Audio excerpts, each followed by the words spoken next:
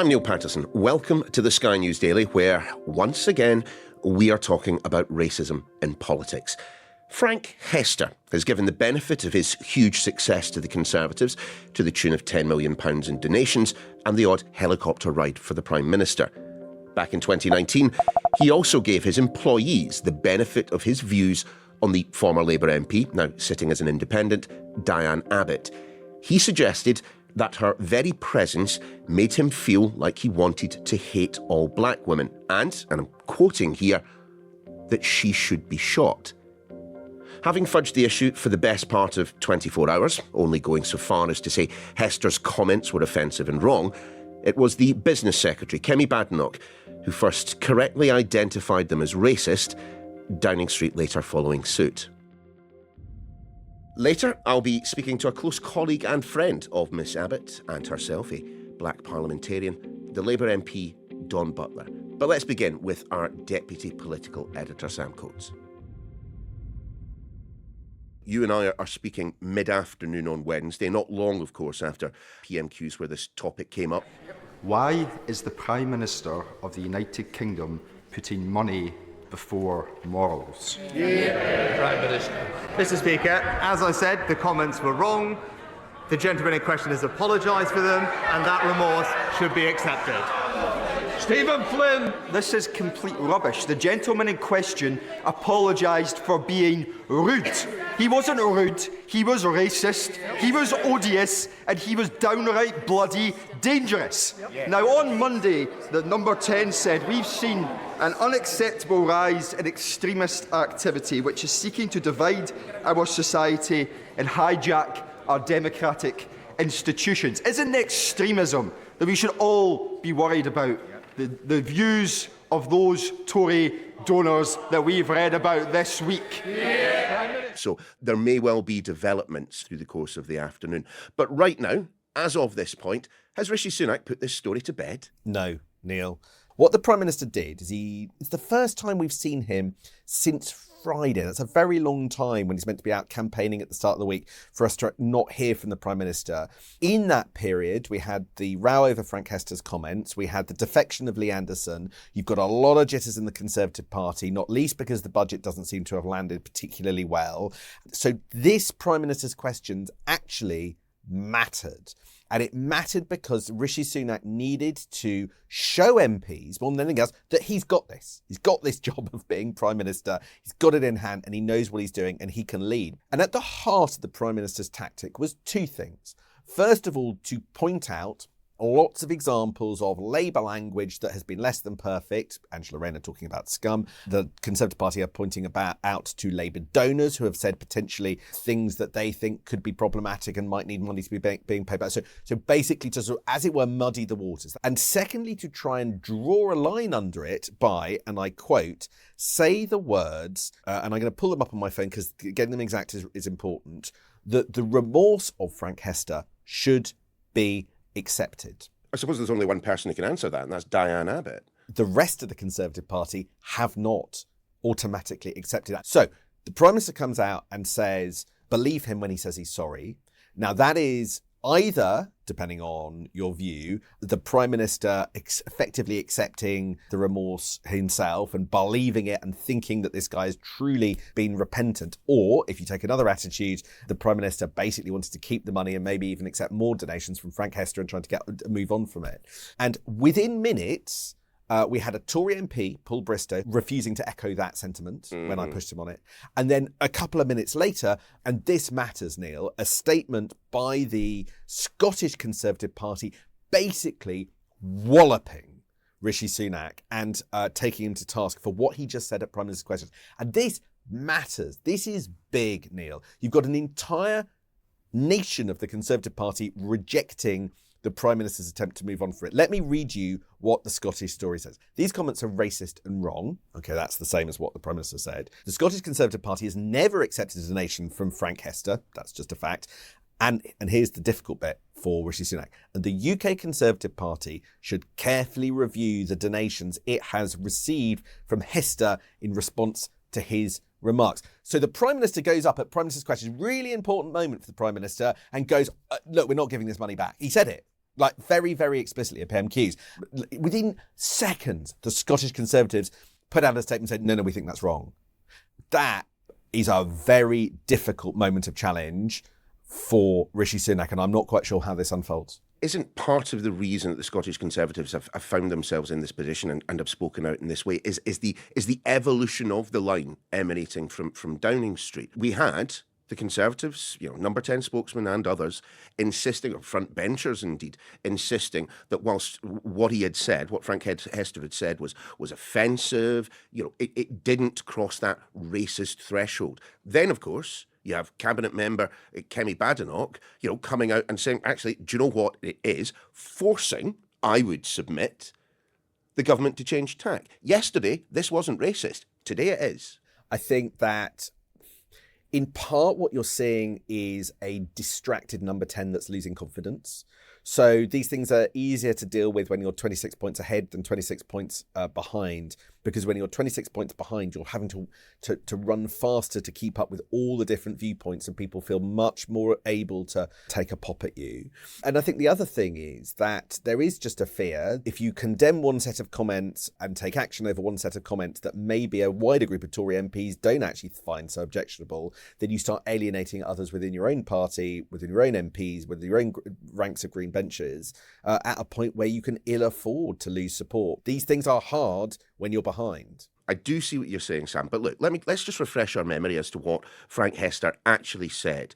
He was speaking, of course, about Diane Abbott, but also an executive from another company said this: it's like trying not to be racist, but you see Diane Abbott on the TV and you're just like, I hate, you just want to hate all black women because she's there, and I don't hate all black women at all, but I think she should be shot.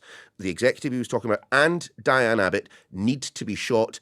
She's stupid. Right, I'm going to say objectively that is a racist statement, and the government could have admitted that from day one. But of course, as the SNP Westminster leader, Stephen Flynn, pointed out at PMQs, there have been MPs who have been killed. There has been an MP who was shot. This is incredibly dangerous language. And, the line that Mr Flynn took, this government is prioritising money over morality. I'm sorry, but objectively, I wonder if there might not be truth in that.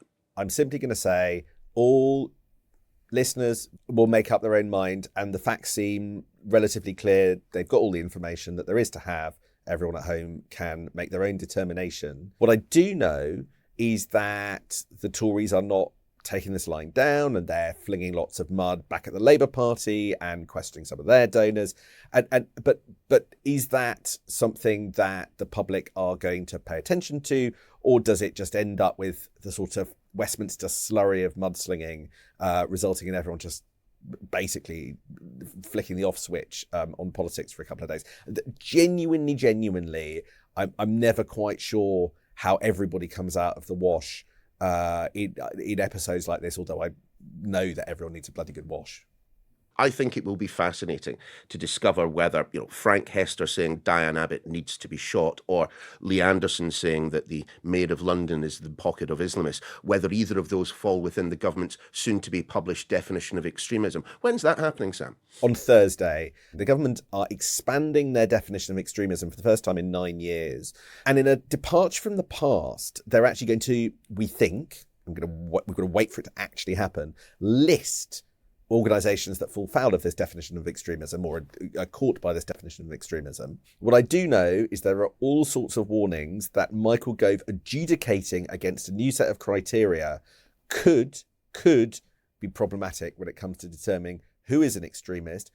How does this change things? This isn't new powers for the police. It's simply banning individuals and organisations from having access to public funds, public bodies, and engaging with ministers and councillors and other bits of the UK state. It's a very complicated thing for seemingly not much advantage other than political, because there are all sorts of people warning, don't use this this new definition of extremism to try and simply deliberately embarrass the Labour Party by pointing out links towards people you have determined are extremists and your political opponents. clearly migration, immigration in general will be something that will be discussed come the time of general election. The Venn diagram of kind of, racist accusations and views on immigration feels like these issues, which are active, in Westminster at the moment, perhaps not as active in the body politic, will be weaponised, will be used come the time that we're running into the polls. This feels part of our culture, and with figures looking to weaponise community against community rather than have a battle of simply more anodyne ideas, it feels like this is the direction that we're going in. Certainly does. Sam, for now, thanks very much. There is danger ahead for all parties. There's an increasingly febrile tone to British politics, and which of us would argue against the fact that issues of sensitivity, like race and racism, are being weaponised in this fashion? Certainly not our next guest, the Labour MP for Brent Central and friend of Ms Abbott, Dawn Butler. I wonder if we can just start with a quite straightforward question. Do you agree with me that we didn't need Kemi Badenoch to say that Hester's comments were racist, that they were obviously racist from the get-go? Well, I suppose the question has to be, why did it have to take Kemi and then Kwasi, their two most senior black politicians, to also say that it was a racist comment for the Prime Minister to then agree? Or was it other people as well? I mean, it took him over 24 hours, a whole day, before he can identify something that was clearly racist. And it's a real worry, because this is the Prime Minister of our country. This is the Prime Minister that took a lectern out at the front of Number 10 to talk about, racism and extremism, and yet still he's allowing it. And I think it's a real deep worry and concern. What do you make then of the current Conservative position, which appears to be Frank Hester said something that was, well, they said originally was offensive, now say was racist. He has apologised, that an apology should be taken at face value, and that simply saying racist things doesn't necessarily mean that you are a racist. There's a couple of things to unpack here. Now, first of all, he hasn't apologised. He apologised when he said that he was being rude against Diane Abbott. That's completely different. I mean, it was rude, in addition to being racist. But the most important thing, that it was racist, and he hasn't apologised for his racist remarks. And the other thing is, what he said was deeply sinister. So it wasn't just racist. There are some people that say racist things. What Hester said was so deeply racist. He said, because he saw Diane Abbott, when he looks at her, a black woman, it makes him want to hate all black women. And so what he's saying is he doesn't want to see her. And he talked about her eating food that other people could eat. As he's saying, she doesn't deserve to eat, so she deserves to starve. And then he talked about she should be shot. So at each level, it got more and more sinister and more violent. I have to ask the question, how did that make you feel as a black parliamentarian, as a black woman? I mean, it makes you feel very anxious, because you're in the public domain. I had somebody who had threatened me, who said he doesn't know why I didn't deserve a bullet in the back of the head. And he got found guilty and was sentenced. And it makes you feel very anxious, because you don't know what people are doing and thinking, in the outside world. And for somebody who's in such a powerful position, and he's in a very powerful position, and this is a man who wants to not see black women.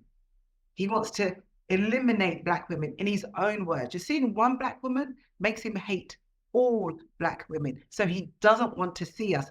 And of course, Mr Hester felt that he was entirely comfortable saying in front of a group of his employees that, even if he was joking, that she should be shot. So I just to pick up, though, just explain a little bit more of what you think Rishi Sunak's rationale for handling this in this fashion might be. The money is not going back. He's not going to repay the helicopter trip as of the time of recording, I should probably say. But those in and around Downing Street say, look, we've got the first British Asian Prime Minister. I believe that this cabinet is the most diverse, if not certainly one of the most diverse, that this is a party that has a proud tradition of welcoming in people to the front bench who are not white, straight men. So what is it that you think that Rishi Sunak is attempting to do? Just cover the whole thing up. Yeah, and it clearly shows what has been the problem. So when we're talking about, representation and the fact that just because he is there as the first Hindu prime minister, which we all welcomed, it doesn't mean that he is going to do what's best for people of color in the country. The fact that, and this is the thing, he couldn't identify that what was said was racist. So if he cannot identify that, if he has no reference point to identify that that was a racist statement, then he doesn't have any business talking about race, because he doesn't understand it quite clearly and he doesn't get it.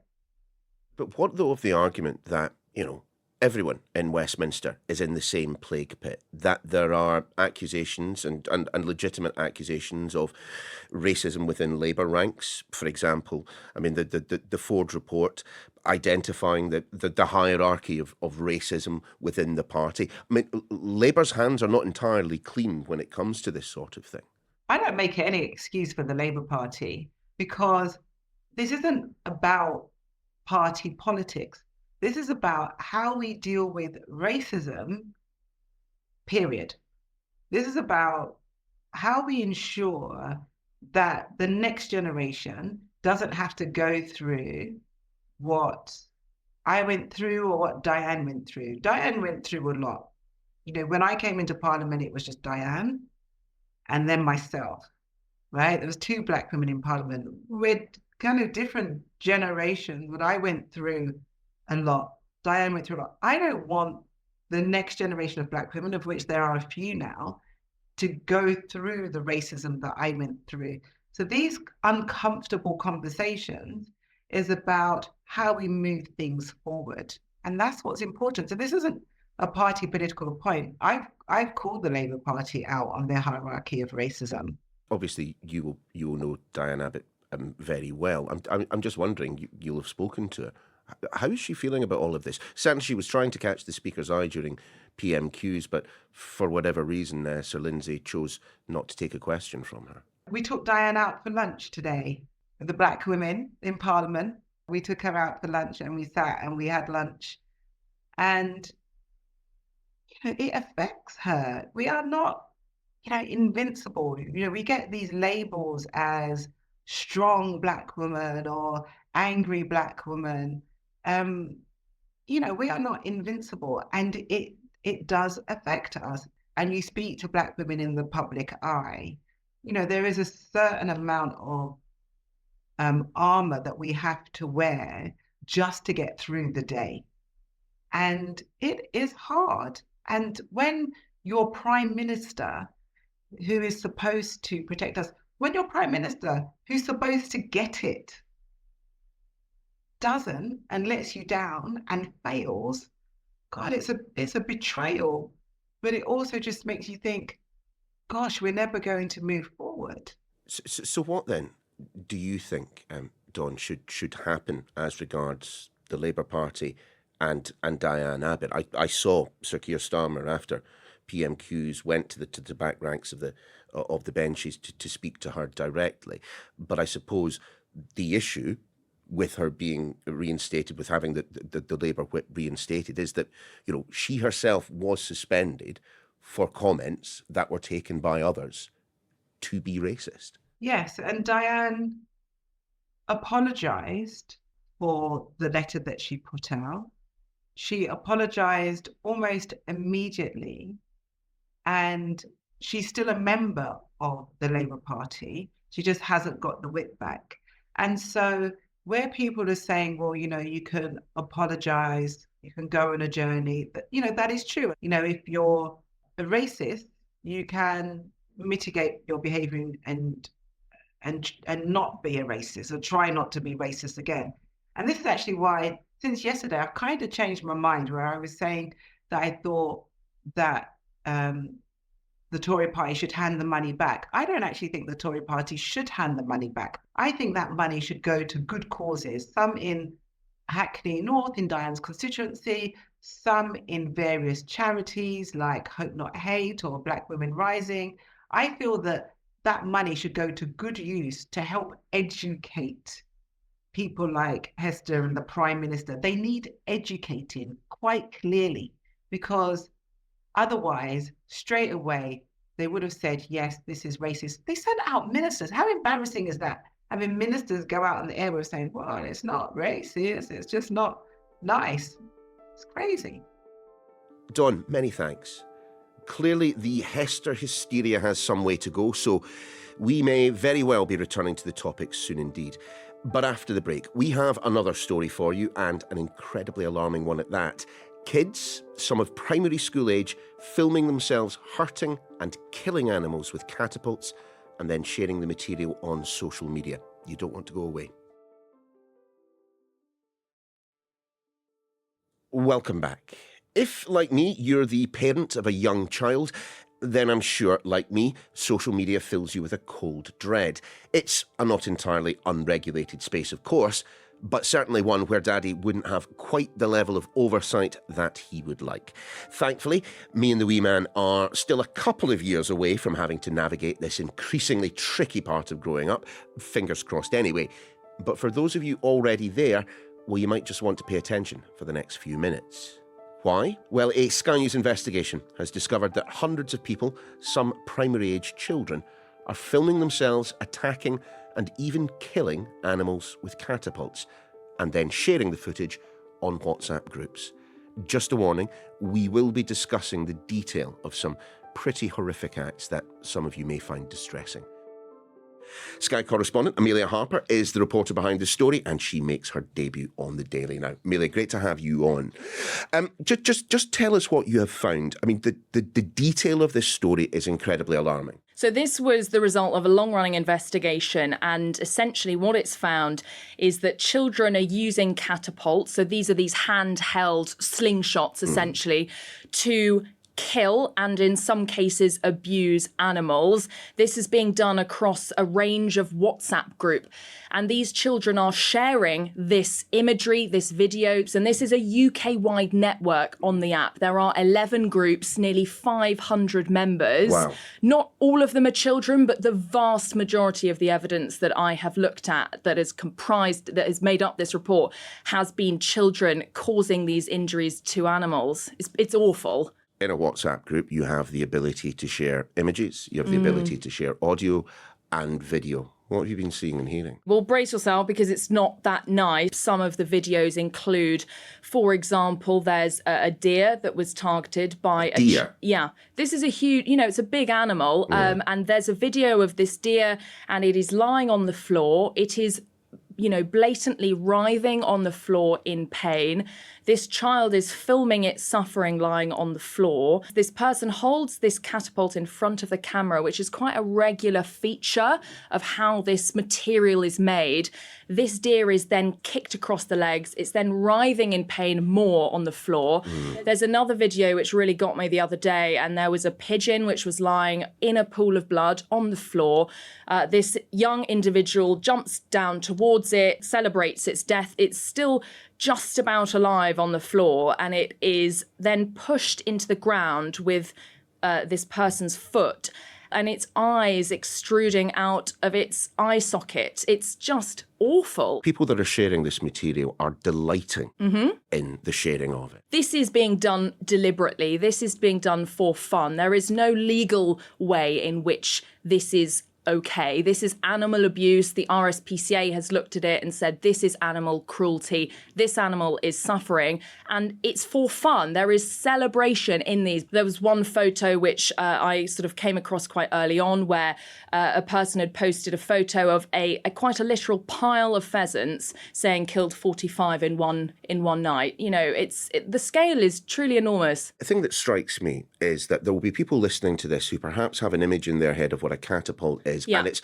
a toy that you see in the back pocket of Dennis the Menace Exactly. in the pages of the Beano. It is not that. If you're able to It's a kill a weapon. deer, if you're able to kill a fox, Canada goose, these are significantly sized animals. This is a dangerous weapon. Absolutely. And if you didn't care about animals, you probably care about small children. Yeah. You know, if a small child shoots another small child, that's where this could go. That is how dangerous that this is. You know, these animals are suffering awful deaths. The videos and the pictures inside these groups are showing animals dying slowly, really suffering. And I've had to look at over 350 pieces of material showing this. And that's just from when I became aware that this was a thing. What is the evidence that this is a growing issue and not simply kids with catapults doing what they always have done, but now sharing the footage of it? The evidence that I have seen has shown